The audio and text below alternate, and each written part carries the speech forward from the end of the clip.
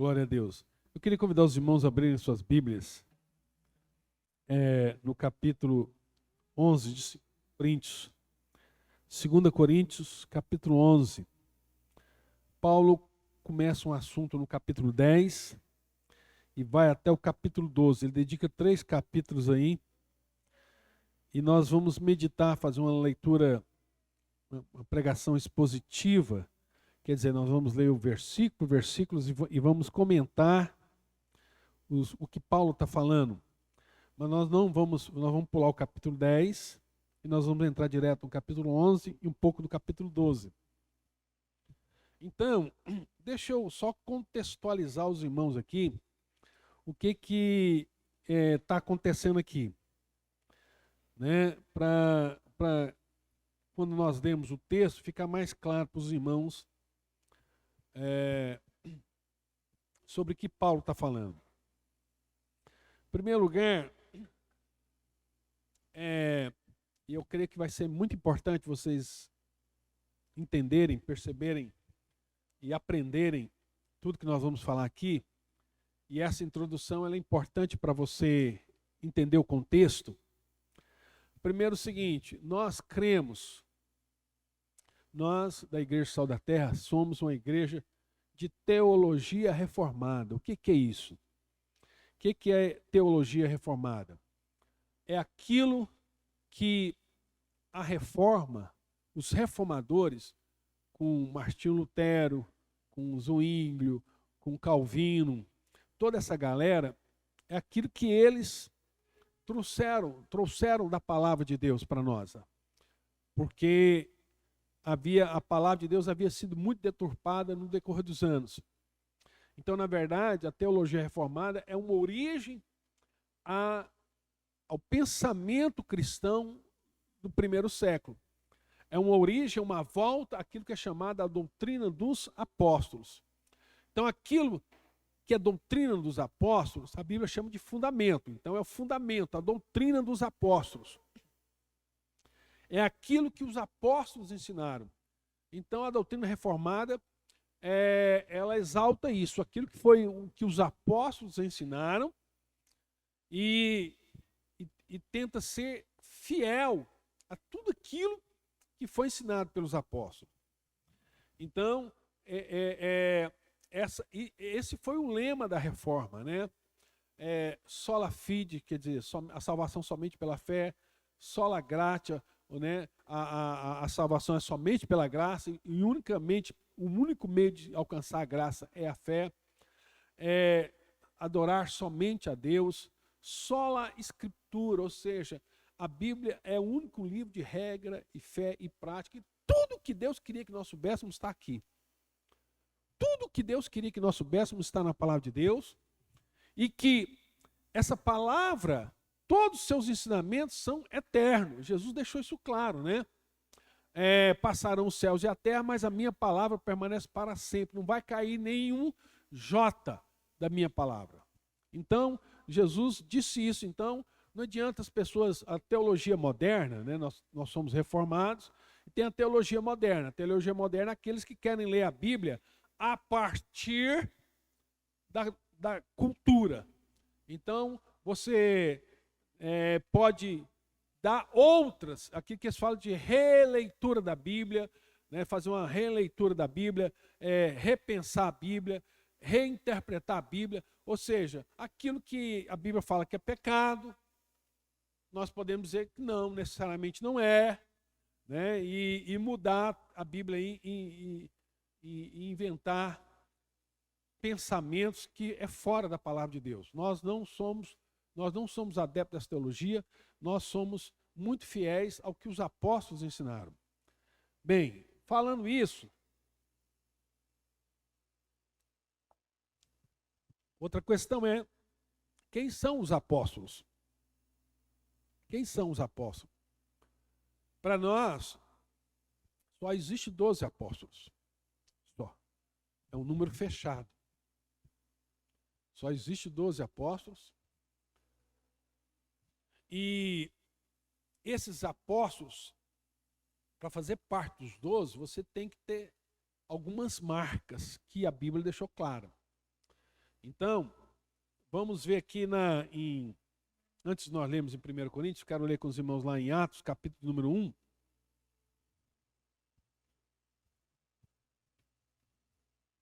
No livro de Atos, capítulo 1, quando eles vão escolher o sucessor de Judas Iscariotes, eles escolhem Matias no lugar de Judas. Apesar que muitos vão entender, inclusive os próprios apóstolos, vai ficar meio assim como que, lembra lá no Velho Testamento tinha 12 tribos, mas tinha uma outra tribo, que era a tribo que cuidava das coisas do Senhor, que era a tribo de Levi. Então era 12, mas era 13, né? Mas porque Levi é a tribo sacerdotal. Nós temos 12 apóstolos, e nós temos um apóstolo que foi gerado depois, com todas as prerrogativas que vão ser exigidas, que nós vamos ver aqui. No livro de Atos dos Apóstolos, capítulo número 1, diz assim, versículo de número, Atos dos Apóstolos, capítulo 1, versículo 15. Naqueles dias Pedro levantou-se. Não, vamos pular um pouco mais para frente, versículo 21. 21, Atos dos Apóstolos 1, 21. Eu quero ler hoje na NVI, tá, Guilherme? NVI.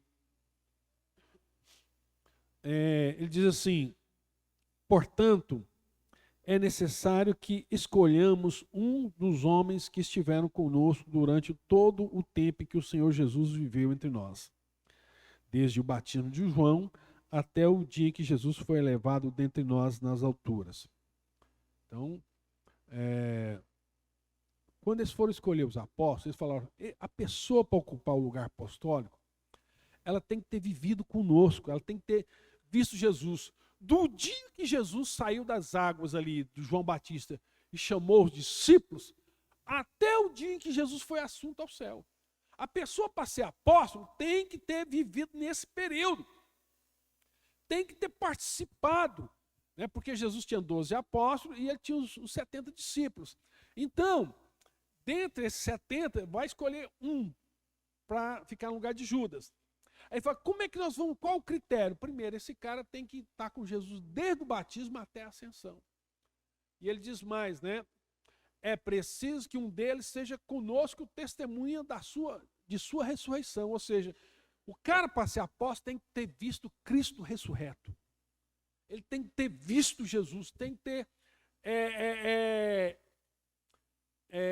Jesus ressurreto, Jesus glorificado, tem que ter sido revelado a ele. Então aqui, nós vamos ver aqui uma das prerrogativas para ser apóstolo. Tem que ter andado com Jesus e tem que ter visto Jesus ressurreto. Aí você pode falar, pastor, mas aqui em Goiânia, aqui no Brasil tem tanto. Irmão, andou com Jesus, estava lá na Galileia, viu Jesus ressuscitado, então não é apóstolo. Não é apóstolo. Os apóstolos têm muitas prerrogativas. Lá em 2 Coríntios, nós vamos até ler, capítulo 12, versículo 11. Deus deu a esses homens especiais, Deus deu a ele dons especiais. Então, olha só, Paulo falou, é um texto que faz parte do que nós vamos ler, né? Eu só estou dando a introdução para nós pegarmos o geral. Ele diz, fui insensato, mas vocês me obrigaram a isso. Devia ser recomendado por vocês, pois nada sou inferior aos superapóstolos. Embora nada seja. Peraí, 2 Coríntios capítulo 12, né?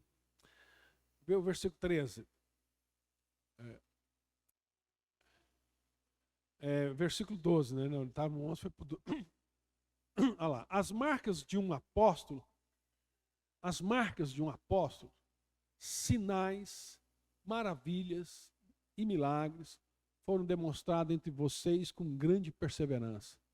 Tem que ter visto Jesus, tem que ter andado com Jesus durante 3 anos e meio, tem que ter visto Jesus ressuscitado, tem que operar sinais, milagres, maravilhas, e tem autoridade, irmãos, para escrever o cânon, palavras da Bíblia. aos apóstolos foi dada autoridade para escrever as verdadeiras palavras de Deus. Né? Isso é chamado o cânon sagrado, né? O cânon sagrado. Então, isso tudo eu estou dizendo para os irmãos que apóstolo, no sentido pleno da palavra, só teve 12, pronto. Ah, mas tem muita gente dizendo que é apóstolo, é por conta própria, conta e risco deles. Conta e risco deles. Né? Um dos sinais também que eu quero ler com os irmãos, está lá em Apocalipse, no capítulo de número 21. Olha só, livro de Apocalipse, capítulo de número 21, Jesus lá na eternidade, livro de Apocalipse, capítulo de número 21. Olha o que diz a palavra de Deus aí. Versículo de número...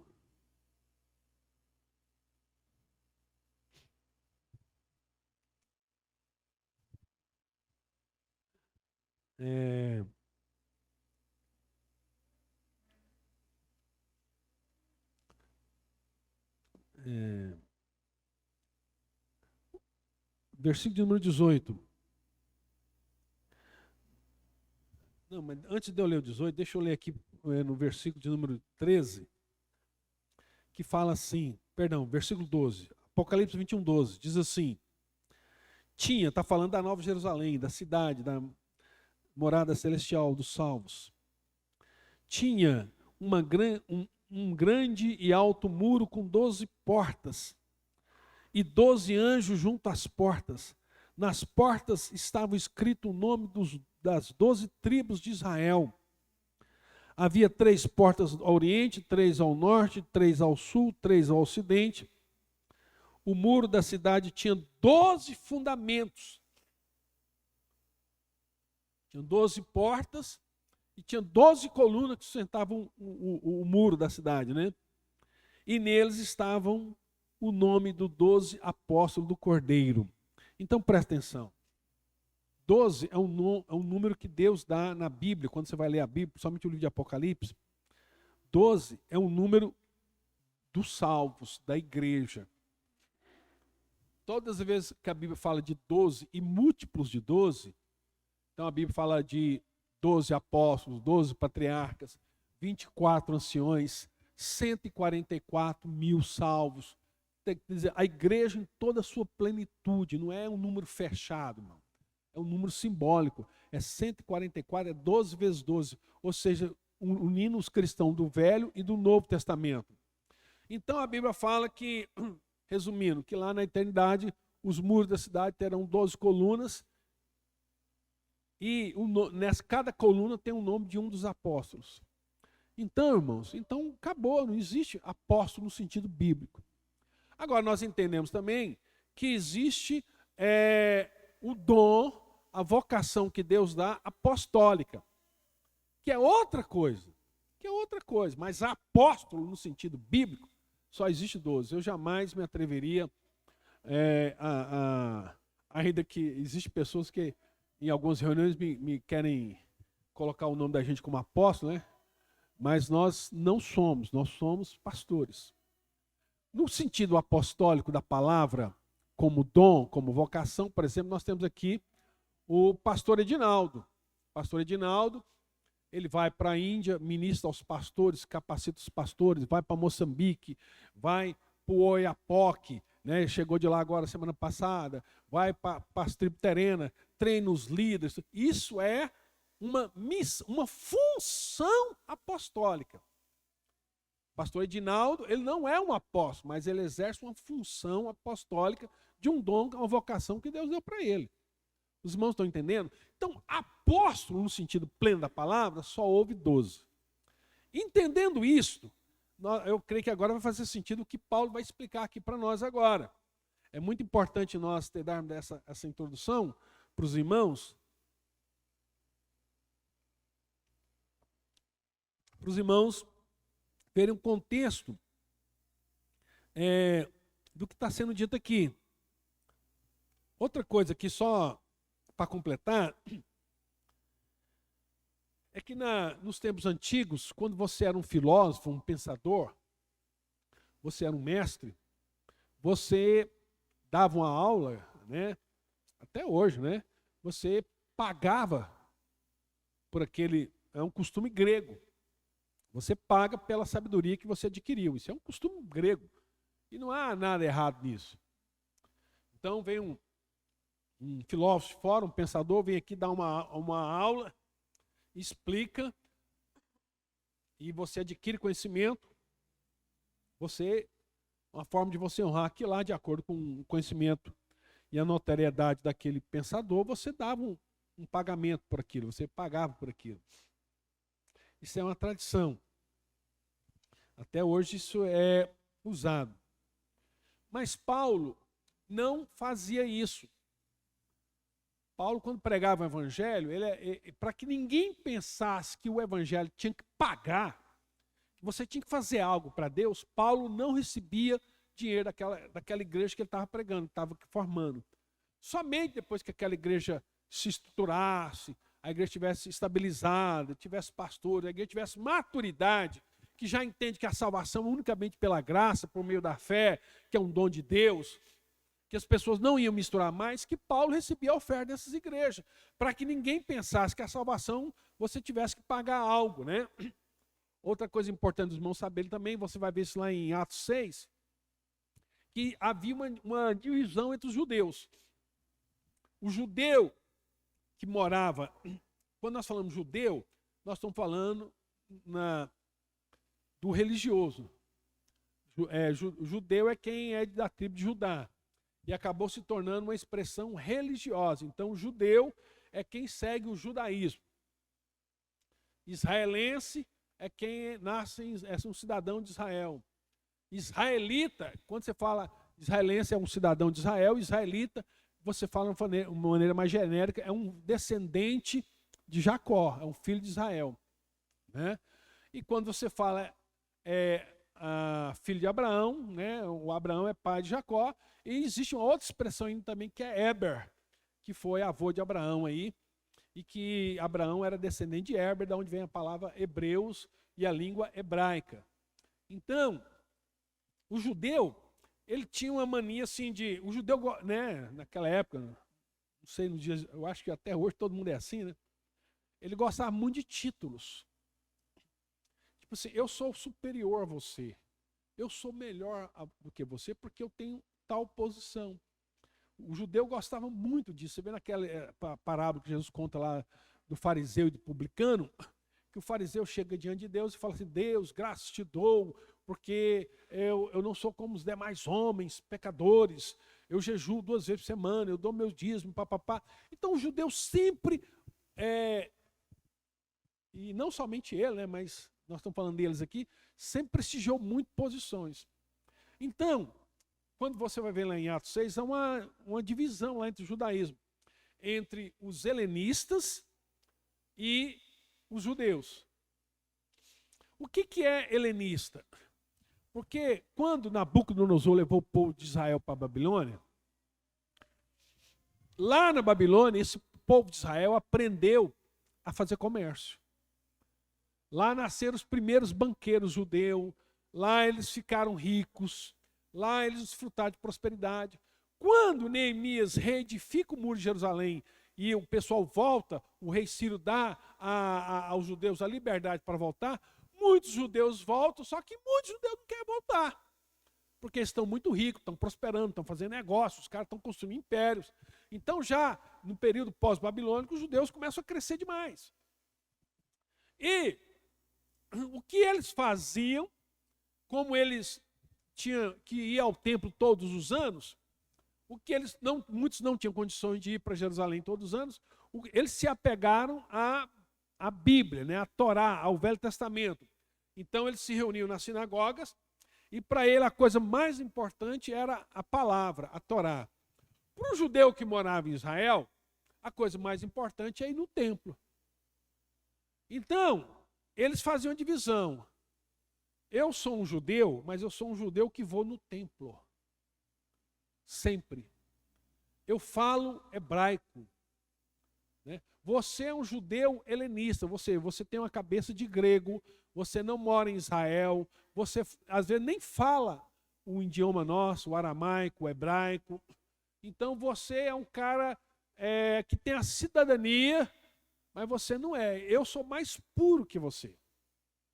Então, lá no capítulo 6 de Atos, fala que há uma acusação dizendo que as viúvas judias, aquelas que eram lá de Israel, estavam sendo privilegiadas em detrimento das judias helenistas, que eram judias também, mas que eram helenistas, né, que tinham cultura grega. Então, tudo isso é muito importante para você entender o capítulo 11 aqui, o capítulo 10, 11, 12 de Coríntios. Então vamos lá, vamos entrar no capítulo propriamente dito para nós meditarmos. Capítulo 11 de 2 Coríntios, versículo 1 diz assim: espero que vocês suportem um pouco a minha insensatez. Sim, por favor, sejam pacientes comigo. O zelo que tenho por vocês é um zelo que vem de Deus. Eu os prometi a um único marido, Cristo, querendo apresentá-los a Ele como uma virgem pura. Então, Paulo está falando aqui, ó. E aqui vocês vão entender muito o que é o ministério pastoral. Paulo falou, eu tenho a responsabilidade de apresentar para vocês, como a noiva do Cordeiro, uma virgem pura, incontaminada. Esse é meu desafio, esse é meu ministério, de apresentar vocês a Cristo como uma virgem pura. Versículo 3. O que receio, né, o meu medo, eu quero evitar é que, assim como a serpente enganou Eva com astúcia, a mente de vocês seja corrompida e se desvie da sincera e pura devoção a Cristo. Vocês deixem de servir a Cristo na pureza, na sinceridade de coração. Pois se alguém lhes vem pregando um Jesus que não é aquele que pregamos, olha só, se alguém chega para vocês pregando um outro evangelho, falando de um Jesus diferente daquele Jesus que nós estamos falando para vocês, né? Ou se vocês acolhem um espírito diferente do que acolheram, quer dizer, alguém que tem um espírito, uma motivação completamente diferente da minha, que Paulo fundou a igreja de Corinto, né? Um evangelho diferente do que aceitaram, vocês toleram com facilidade. Ou seja, vocês são muito bobinhos. Vocês receberam o evangelho genuíno de Cristo e agora vem uma pessoa pregando algo diferente, vocês não questionam, vocês absorvem essa teologia goela abaixo e fica tudo assim tranquilo, e vocês acham que está tudo certo. E o versículo 6 ele fala, 5, né? Todavia não me julgo nem um pouco inferior a esse supra-apóstolo, que Paulo está usando uma ironia. Esses caras que chegam a vocês, eles se acham um supra-apóstolo, a última, como diz o povo, a última coca do deserto. Os caras. Vem uns caras que se enchem de vanglória, que glorificam a si mesmo, que exaltam a si mesmo, falam do currículo que eles têm, e porque eles têm um currículo, vocês aceitam o que eles estão falando. E aí Paulo fala, eu posso não ser um orador eloquente. Aqui nós vamos ver um perfil de Paulo. Paulo não era um pregador. Paulo não era aquele cara. Paulo era aquele cara calmo, tranquilo, ele era um mestre. Ele não era assim, não tinha essa pegada empolgante, eloquência. Paulo não tinha eloquência, ele está falando aqui, ó. É ele que está falando.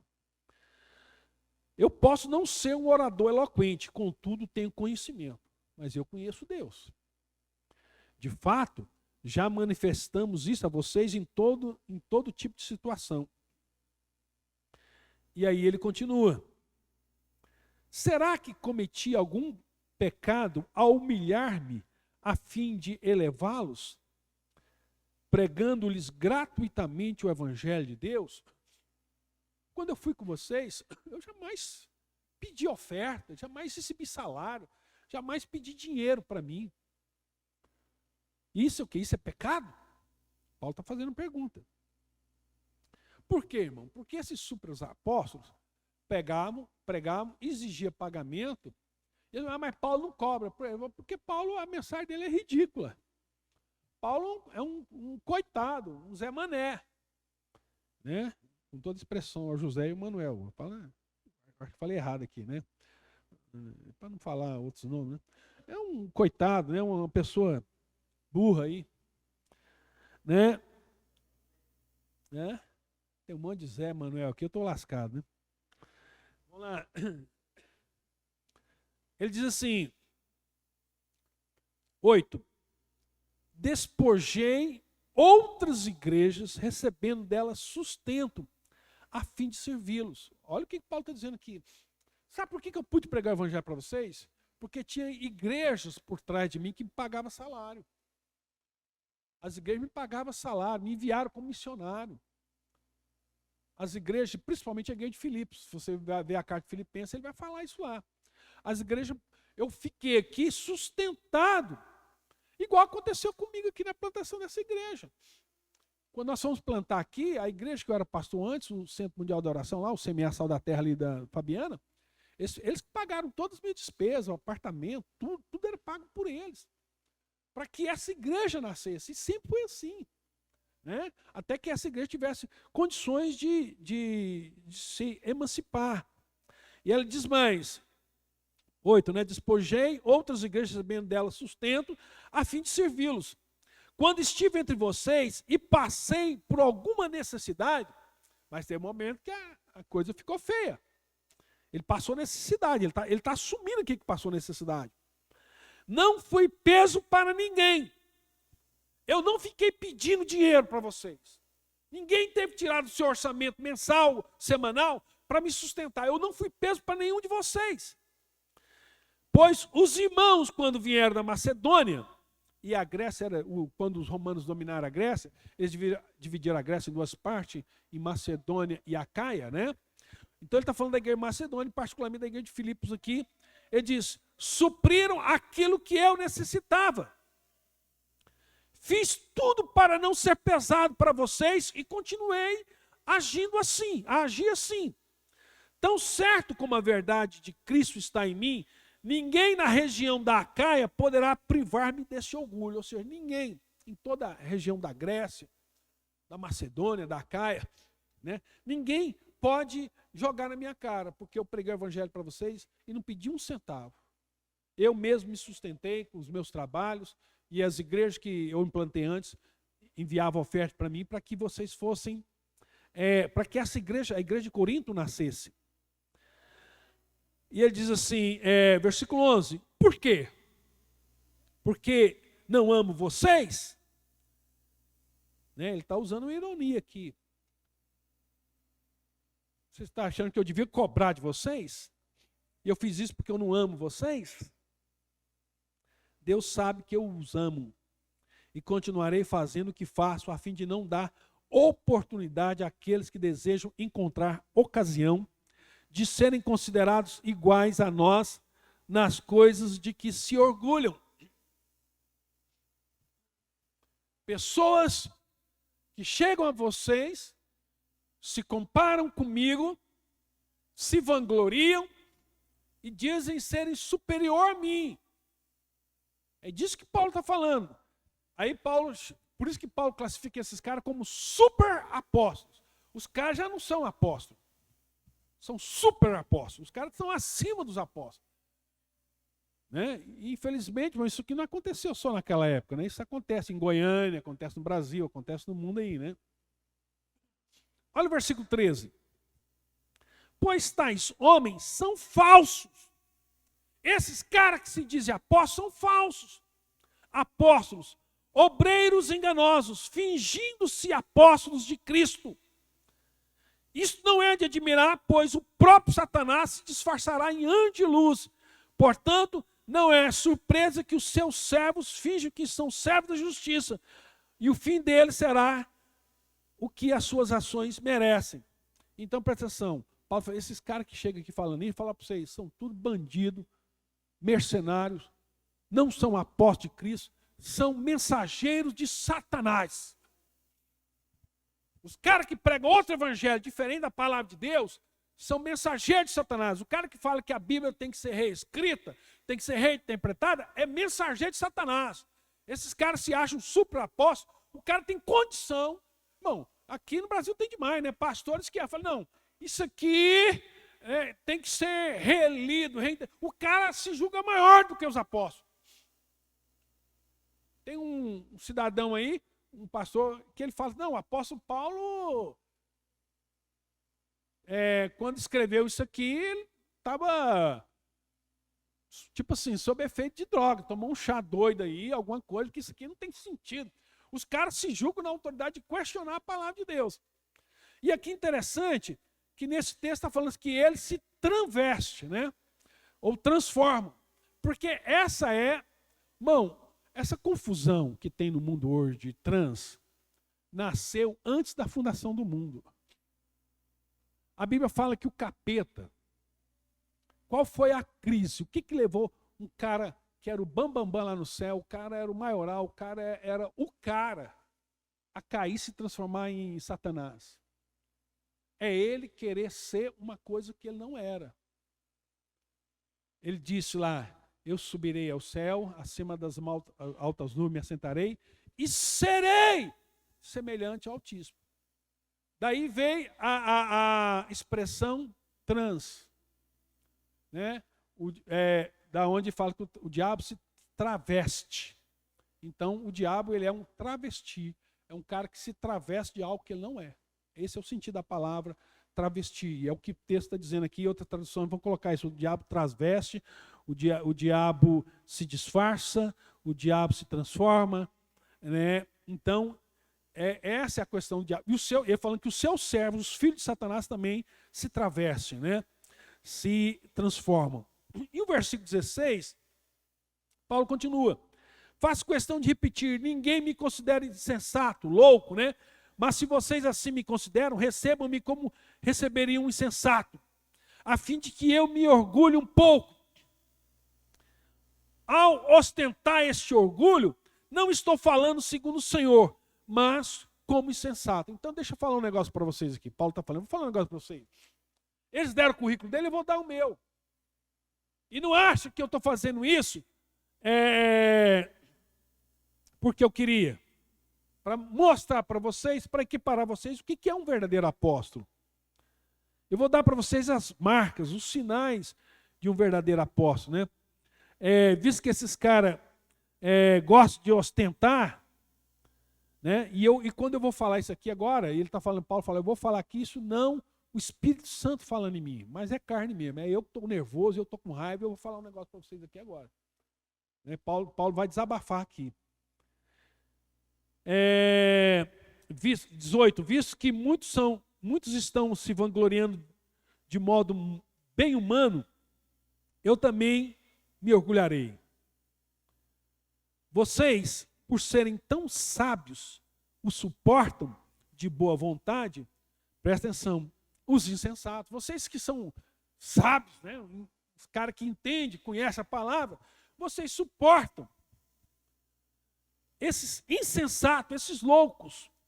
De fato, vocês suportam até quem os escraviza, os explora, ou quem se exalta e lhes fere a face. Para minha vergonha, admito que fomos fracos demais para isso. Então Paulo fala algo fantástico. Vocês deixam de ouvir o evangelho que eu tenho pregado para vocês e vão ouvir o evangelho de pessoas soberbas, de pessoas que escravizam vocês, que põem vocês para trabalhar, para construir império para eles, que você tem que multiplicar, você tem que fazer isso, você tem que trazer pessoas, você tem que ganhar alma, você tem que dar o dízimo, você tem que trazer oferta, você tem que trazer pessoas. Essas pessoas estão escravizando vocês. Vocês não estão trabalhando para Deus, vocês estão trabalhando para uma estrutura e de um louco, de um alucinado, um cara que só quer dinheiro. O cara escraviza vocês, o cara manipula a mente de vocês, né? Ele está falando aqui, vocês se submetem a quem os escraviza ou os explora, ou quem se exalta e até mesmo lhe fere a face, pessoas que te humilham, pastores que pisam em vocês, que te humilham. Esse tempo atrás eu estava conversando com um casal, e eles vieram de uma igreja e hoje estão na Sal da Terra, E ela é uma pessoa muito qualificada, né? Uma doutora. E ele, um grande empresário. E ela começou a compartilhar comigo algumas coisas. E ela falando assim, pastor, na igreja que eu estava, pastor, eles me obrigavam a ir para o sinaleiro, distribuir folheto, para pedir voto para o pastor que era candidato a deputado. E se você não fosse, era quase assim, você perde a salvação. Você perde a salvação. Então, eu ficava lá no sinaleiro, carregando bandeira para lá e para cá, distribuindo folheto, vote no pastor fulano. Pastor, quando eu lembro disso, que eu me submetia a isso, eu, meu marido, que eu deixava meu consultório, meu marido largava a empresa para ir para sinaleiro. Eu pensei, como é que eu era burro demais desse jeito? E a pessoa revoltada, e ela fala assim, e eu até entendo, a pessoa fica nervosa e fala, porque, irmão, esse tipo de gente são manipuladores. Não amam o reino de Deus, pessoas que estão buscando seus próprios interesses. E Paulo falou, não se dê, como é que vocês são tão inteligentes? Paulo está usando uma ironia aqui, né? E se deixam manipular por esse tipo de líder, que manipula vocês, que humilha vocês, que escravizam vocês, que explora vocês. Que se cometem coisas absurdas, onde a igreja tem que servir os caprichos desses caras. Ao invés do pastor servir, é eles que sentam no trono e acham que todo mundo tem que servi-los, né? Isso é um absurdo. Paulo está criticando esses super apóstolos, esse pessoal que gosta de título, gosta de nome. Ele diz, continuando aí, né? Versículo 21, para minha vergonha admito que fomos fracos demais para isso. Paulo falou, para minha vergonha admito, eu não sou esse tipo de pastor. Paulo falando. Para ser esse tipo de pastor, eu sou fraco demais. E eu me identifico muito com Paulo aqui, viu, irmãos? Eu não dou conta. Eu não dou conta de ser esse tipo de gente que busca os interesses pessoais acima do interesse do reino de Deus. Se isso é ser fraco, eu sou muito fraco. Eu sou fraco mesmo. Porque é uma questão. E uma vez uma irmã que era da igreja, que chegou da igreja, que pastor, eu gostaria de sair dessa igreja, eu quero ir para outra igreja. Qual que é o motivo, irmã? Não, pastor, porque eu quero um pastor que manda em mim. Um pastor que põe regra, que fala assim, assim, assim, assado, e tá.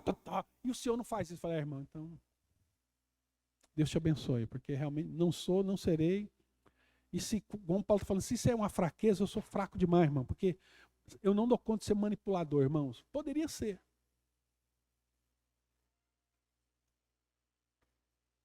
Conheço todas as técnicas para manipular. O que você acha que tem pastores aí em adultério? O que ele usa para... É bonito? O cara é charlatão mesmo, é técnicas de manipulação. Canto, baba da jiboia, né? Papo, o cara usa o dom de Deus de pregar para poder manipular pessoas. Isso é um absurdo. Isso é um absurdo. E ele continua dizendo, naquilo em que todos os outros se atrevem a gloriar-se, falo como insensato, eu também me atrevo. Então agora o Paulo falou, então agora eu vou me gloriar, eu vou dar meu currículo também. Paulo assim, versículo 22, Paulo diz, são eles hebreus? Eu também sou. São filhos de Éber? Falam hebraico? Eu também sou. São israelitas? Nasceram em Israel? São filhos de Jacó? Eu também sou. São descendentes de Abraão? Eu também. São eles servos de Cristo? Aí ele abre um parênteses. Estou fora de mim para falar dessa forma. Agora estou louco. Vocês estão falando que eu estou louco? Então eu estou louco. Eu ainda mais. Se alguém é servo de Cristo, eu sou mais servo de Cristo do que qualquer um desses superapóstolos. Ele diz, trabalhei muito mais, fui encarcerado mais vezes, fui açoitado mais severamente e exposto à morte repetidas vezes. 5 vezes recebi dos judeus 39 açoites. Lembra daquele filme Paixão de Cristo, que eles colocam Cristo aqui no mastro, e o cara dá 39 chibatadas, Paulo está dizendo, ó, Cristo recebeu uma. Sabe quantas vezes eu levei 39 chibatadas? 5 vezes. 5 vezes fui condenado a 39 chibatadas. Irmão, imagine como devia ser as costas do apóstolo Paulo. Os seus braços, as suas nádegas, as suas pernas. Que lá devia ser uma crosta, né? O cara levou 5 surras daquela. Daqui Jesus levou uma, ele levou 5. Né? Que os judeus batiam com chicote. Era um chicote com várias pontas de couro. E na cabecinha, aqui na pontinha, tinha uma bolinha de osso ou de ferro. Então, quando aquela bolinha batia na sua carne, igual o filme mostra mesmo, batia lá e entrava, quando você puxava, vinha carne junto. Muitos morriam de hemorragia, não aguentava, perdiam muito sangue. Então, Paulo, eu levei 5 chicotadas dessas, mais 3 surras de vara, né? Ele está dizendo aqui,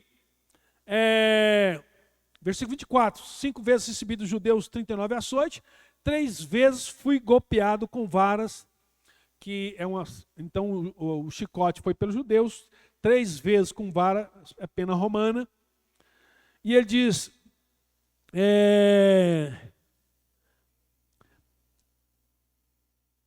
3 vezes sofri naufrágio, ele ainda vai sofrer o 4º que está lá em Atos não tinha sido escrito ainda, quando ele vai sofrer o 4º. Então ele está dizendo, 3 vezes sofri naufrágio, passei uma noite e um dia exposto à fúria do mar, eu dormi, irmão, no mar. Imagina aqui, talvez num pedaço de madeira, passou a noite dormindo, ali correndo risco de tubarões e tudo mais. Ele dormiu lá no Mediterrâneo. Uma noite e parte de um dia, até ser resgatado. Estive continuamente viajando de uma parte a outra, enfrentei perigos nos rios, perigos de assaltantes, perigo dos meus compatriotas, perigo dos gentios, perigo na cidade, perigo no deserto, perigo dos irmãos, perigo do mar e perigo dos falsos irmãos. Trabalhei arduamente muitas vezes, fiquei sem dormir, passei fome e sede, e muitas vezes fiquei em jejum e suportei frio e nudez. Esse é meu currículo, por amor ao evangelho. Passei fome, fiquei nu, jejuando. Além disso, e o versículo 28 é fantástico, que ele fala aqui, olha. Além disso, enfrento diariamente uma pressão interior, a saber, a minha preocupação com todas as igrejas. Irmão, sabe que isso aqui, só um pastor sabe o que ele está falando aqui. Então, Paulo está aqui, ó, pelado, com frio, no mar Mediterrâneo, ali às vezes segurado numa tabuinha, né, pequenininha ali, um pedaço de madeira, com fome, com sede. E sabe o que ele estava pensando? Ele estava pensando, meu Deus, como é que está lá o Timóteo agora? Meu pai abençoa o Timóteo. Toma o Timóteo, Senhor, naquela luta. Senhor, o Lucas que ficou em tal lugar. Senhor, a igreja que está lá nascendo agora, lá na Caia. A igreja de Filipos. Senhor, toma aquela igreja. Senhor, os nossos irmãos apóstolos que estão em Jerusalém. A mente do cara, o cara está morrendo ali. Ele está pensando na igreja. Olha só, esse versículo, esse versículo é fantástico. Ele disse, versículo 28, além disso, enfrento diariamente uma pressão interior, algo muito forte, a saber, a minha preocupação com todas as igrejas. O cara está morrendo e está pensando no outro. Isso aqui é a cabeça de pastor. Isso aqui é a cabeça de um verdadeiro pastor. É um cara que sofre as lutas dos outros, mais do que a dele. E ele explica isso no versículo 29. Quem está fraco, que eu não me sinta fraco. Quem não se escandaliza, que eu não me queime por dentro. Se devo orgulhar-me, que seja nas coisas que mostram a minha fraqueza. Então eu sou fraco nisso. Quando os irmãos estão passando luto, eu passo junto. Quando os irmãos estão passando luto, né? Como o Cláudio aqui perdeu o cunhado aqui semana passada, Paulo falou, eu sofro junto, o luto é junto. O irmão que está ali passando problema no casamento, problema com os filhos, é disso que ele está falando, nós passamos junto. Ele diz, 31, o Deus Pai do nosso Senhor Jesus, que é bendito para sempre, sabe que não estou mentindo. E aí Paulo vai falar de como, no capítulo 12, como é que Cristo trouxe para ele revelações tremendas, fantásticas. E ele diz aqui, no versículo 6, capítulo 12, versículo 6, mesmo que eu preferisse gloriar-me, não seria insensato, porque estaria falando a verdade. Eu estou me gloriando, mas eu não estou sendo louco, porque eu estou falando a verdade. Evito fazer isso para que ninguém pense que a meu respeito mais do que a mim vê ou de mim ouve. Então, Paulo fala, eu não fico contando essas coisas, eu não fico me gabando dessas coisas, né? Para que ninguém pense de mim mais do que é o necessário.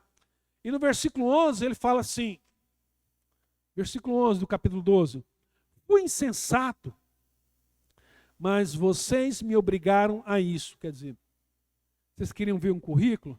Beleza, está aí. Isso aí é a marca de um pastor, de um apóstolo que ama Deus. E ele diz mais, eu devia ser recomendado por vocês, pois em nada sou inferior aos superapóstolos. Em nada. Esses caras é maior do que eu. Esses caras estão querendo tomar dinheiro de vocês. Esses caras estão querendo dilubriar vocês. Embora eu nada seja, embora eu não seja nada, em nada sou inferior a ele. As marcas de um apóstolo, sinais, maravilhas, milagres foram demonstrados entre vocês com grande perseverança, em que vocês foram inferiores às outras igrejas, exceto no fato de eu nunca ter sido um peso para vocês. Perdoe-me por essa ofensa. Então ele usa outra ironia aqui. Ó. Vocês estão chateados porque eu nunca cobrei de vocês? Então me perdoa por isso. E aqui no versículo 14, ele encerra dizendo o seguinte, eu vou encerrar, né? Agora estou pronto para visitá-los pela terceira vez, e não lhes serei um peso. Eu não vou cobrar de vocês de novo. Eu não vou ser um peso para vocês. Porque o desejo, olha só o que ele diz aqui, porque o que desejo não são os seus bens. Eu não estou interessado se você é rico, você tem dinheiro, você vai me hospedar numa mansão, quanto você vai me dar de oferta. Isso não me interessa, eu não estou à procura dessas coisas. Mas, vocês mesmos, o que me interessa é você, é a sua alma, quem você é. Isso é que tem valor para mim. Não é o seu patrimônio, não é o seu recurso financeiro. Além disso, aí ele fala uma frase fantástica, né? Sabe por que eu não cobro quando eu estou pregando o evangelho para uma igreja que está nascendo? Ele fala aqui no versículo de número 14, ainda continuando, né? Além disso, os filhos não devem juntar riqueza para os pais, mas os pais para os filhos. Não é o filho que tem que dar riqueza para o pai, é o pai que tem que deixar herança para os filhos. Então, eu quero deixar uma herança para vocês, quero deixar um legado. É isso que Paulo está dizendo. Por isso que, para pregar o evangelho, quando está se falando de salvação, eu não vou cobrar, eu não vou exigir nada. E o versículo 15 ele diz assim, assim de boa vontade, por amor de vocês, gastarei tudo o que tenho e também me desgastarei pessoalmente, visto que os amo tanto, devo ser menos amado? Quer dizer, eu gastei dinheiro com vocês, eu gastei minha vida com vocês. Sabe por que eu fiz isso? Porque eu amo essa igreja. E por isso eu devo ser menos amado? Então, queridos, eu encerro aqui essa explicação do apóstolo Paulo, até porque eu acho que hoje ela é está muito contextualizada. Né? Paulo está falando de pessoas que se enricaram em cima do evangelho, pessoas que cobram em cima do evangelho, pessoas que ganham dinheiro em cima do evangelho, pessoas que manipulam em cima do evangelho, super apóstolos, pessoas que enganam, né? Eu quero aqui contar uma experiência que eu passei por um desses apóstolos. Um dia, um desses caras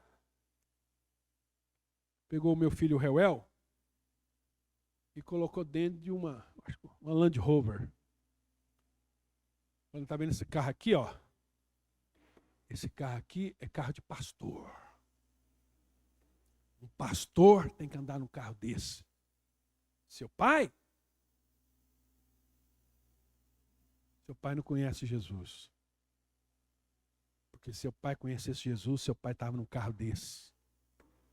Você viu que eu dei uma BMW para meu filho? Meu filho tem uma BMW, você não tem. Sabe por quê?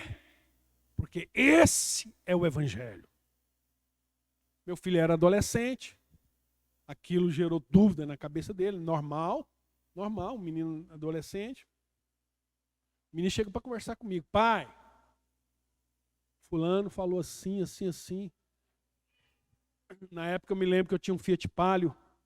Ele disse que Palio não é de Deus não, de Deus é uma Land Rover. E ele deu uma BMW para o filho dele. E que é para me largar a sua igreja e congregar na igreja dele, que ele vai fazer de mim, vai pregar o verdadeiro evangelho para mim.